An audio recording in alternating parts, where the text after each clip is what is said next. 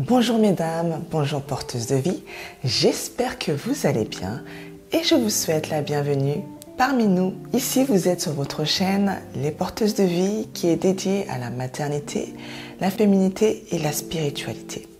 Alors, j'envoie tous mes encouragements aux porteuses de vie qui portent actuellement la vie, demeurez abondamment bénies. Et je pense notamment à toutes celles qui passent par l'épreuve de l'infertilité. Je prie que vous soyez, vous toutes, bénies et encouragées par la grâce de Dieu.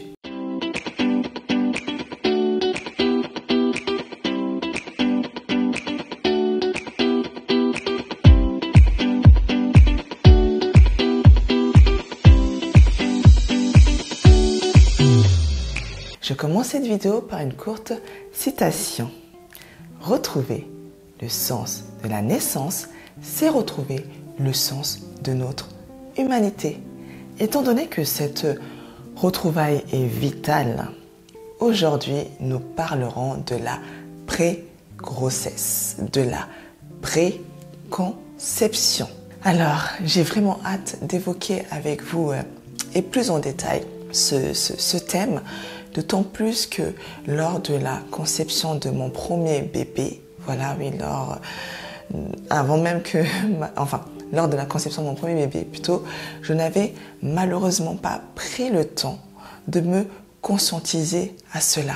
Je n'avais pas pris le temps de me conscientiser à mon projet bébé, de me préparer à cela. Je souhaiterais vraiment de tout cœur que vous ne reproduisiez pas la même erreur.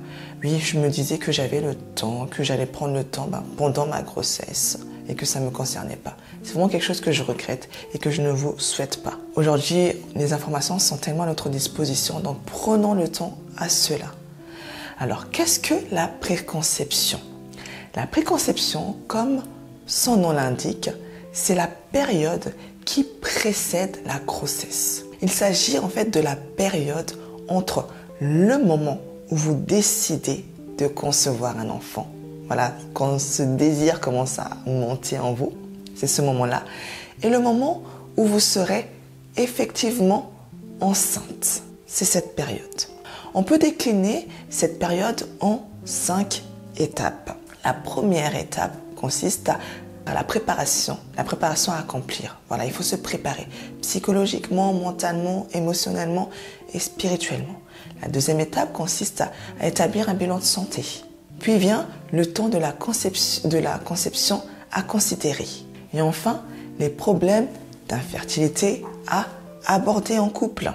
Puis, le fameux moment, le début de la grossesse à vivre au mieux.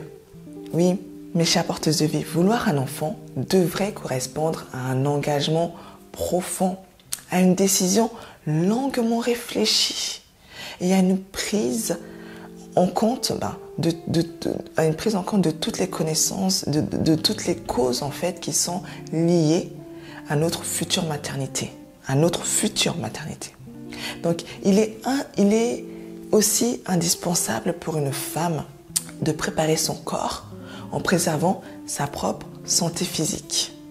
C'est indispensable. Sa propre santé mentale, de la préserver et de préserver sa santé spirituelle afin de pouvoir la mettre au service de celle de son futur enfant. Aujourd'hui, comme je le disais au départ, vous avez la possibilité de mettre toutes les chances de votre côté pour que votre parcours de grossesse se passe au mieux, dans des meilleures conditions, à la fois pour vous et pour votre bébé, et notamment pour votre foyer, pour votre couple. Alors, faire le point sur votre état de santé actuel est très nécessaire. Je reviens dessus.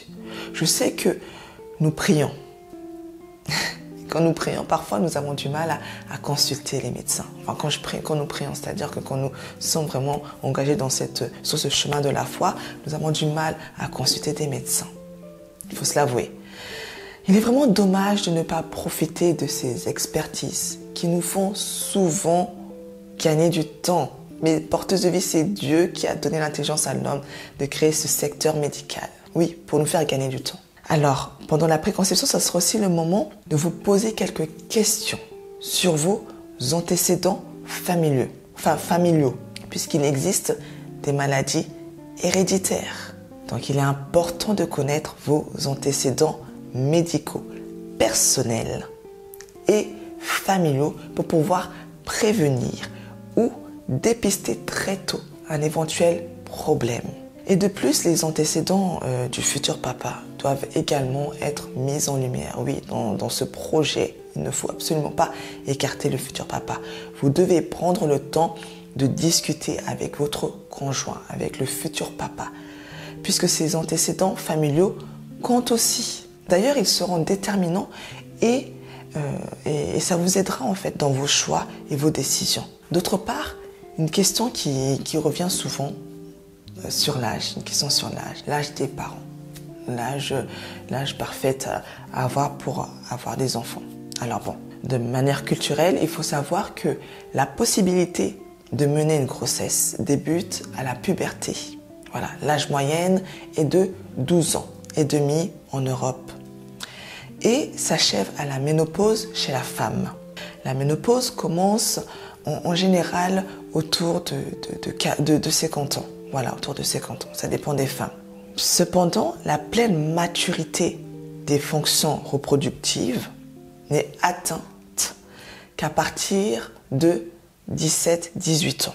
Et elle se décline progressivement dès l'âge de 35 ans, puis beaucoup plus rapidement vers 40 ans. Voilà, en tant que bonne chrétienne, respectant nos valeurs et concevant au moment que Dieu voudra en fait, pendant la période que Dieu voudra.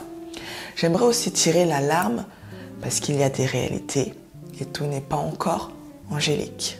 Alors, avant la conception de votre enfant et pour entamer une grossesse dans les meilleures conditions, la vigilance est de mise en fait face à des produits nocifs tels que l'alcool, le tabac, les drogues et tout produit dangereux. Il nous revient de ne pas prendre des substances toxiques. Oui, il nous revient de ne pas prendre cela. Faites-vous aider si c'est difficile. Une fois de plus, il est possible d'adapter son comportement pour évoluer dans un environnement plus sain, compatible avec une vie moderne. On peut être moderne tout en étant sain. C'est possible, par la grâce de Dieu. C'est possible, avec le Saint-Esprit en nous. C'est possible. Puis enfin, viennent les antécédents gynécologiques. Alors, veillez à la régularité des règles, par exemple. C'est important. Les règles abondantes, les pertes blanches à outrance, appelées leucorrhée, les douleurs anormales lors des règles. C'est pas normal. C'est pas normal, pas du tout normal. Dans notre communauté, je sais qu'il est limite tabou de parler de gynécologie, de consulter des spécialistes dans ce domaine.